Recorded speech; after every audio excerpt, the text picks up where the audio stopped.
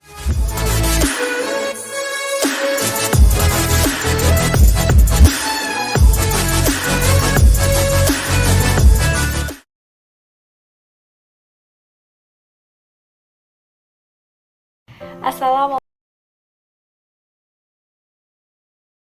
warahmatullahi wabarakatuh. Perkenalkan, nama saya Umi Kulsum dari kelas 12 IPA 3. Pada pembuatan video ini bertujuan untuk memenuhi tugas mata pelajaran PPKN, di mana pada materi ini akan menjawab 3 pertanyaan. Yang pertama ialah apa yang kalian ketahui arti dan peran dari lembaga ini? Nah, di sini pertama ada Kepolisian Negara Republik Indonesia, Polri. Mengemban tugas-tugas kepolisian di seluruh wilayah Indonesia, yaitu memelihara keamanan, ketertiban masyarakat, menegakkan hukum dan memberikan perlindungan, pengayoman dan pelayanan kepada masyarakat. Polri dengan keberadaannya membawa 4 peran strategis, yaitu perlindungan masyarakat, penegakan hukum, pencegahan pelanggaran hukum dan pembinaan keamanan dan ketertiban masyarakat. Kemudian yang kedua di sini ada Kejaksaan Republik Indonesia.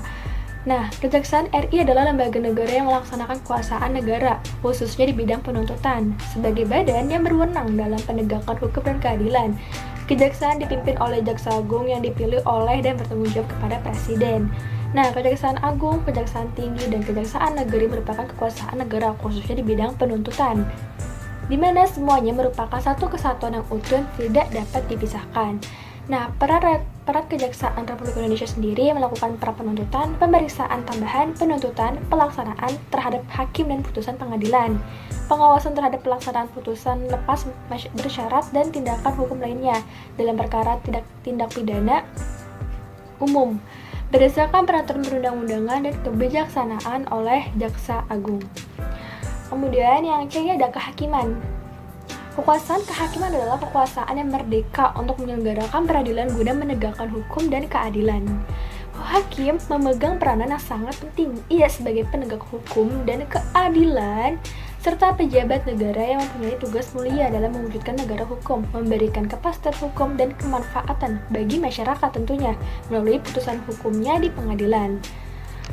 Nah, yang D ada advokat atau pengacara.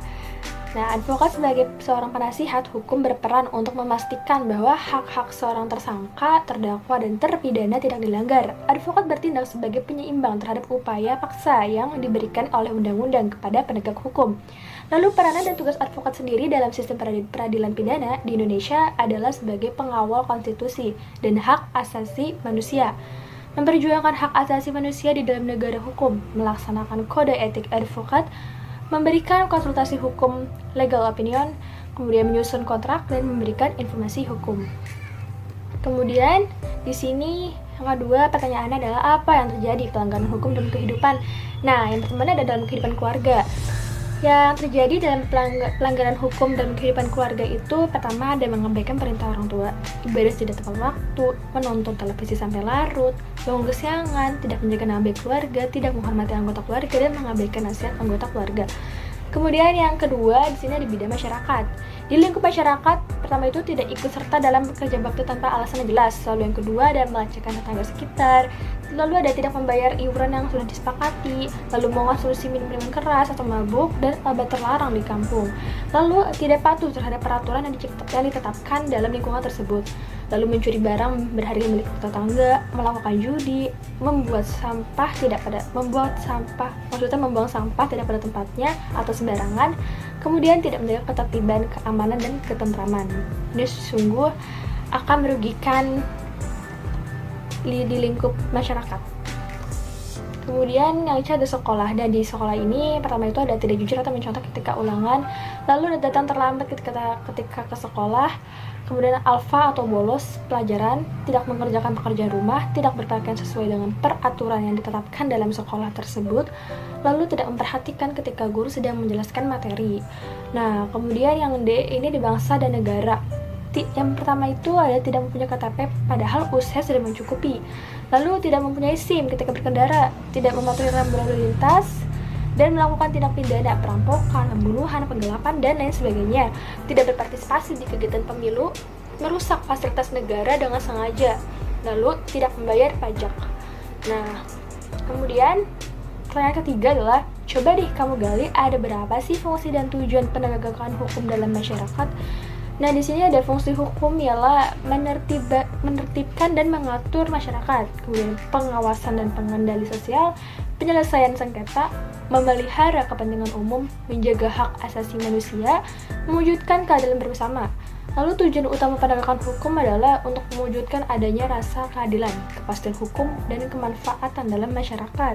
Dalam proses tersebut, maka harus mencerminkan nih aspek-aspek kepastian dan ketertiban hukum sendiri. Oke, terima kasih.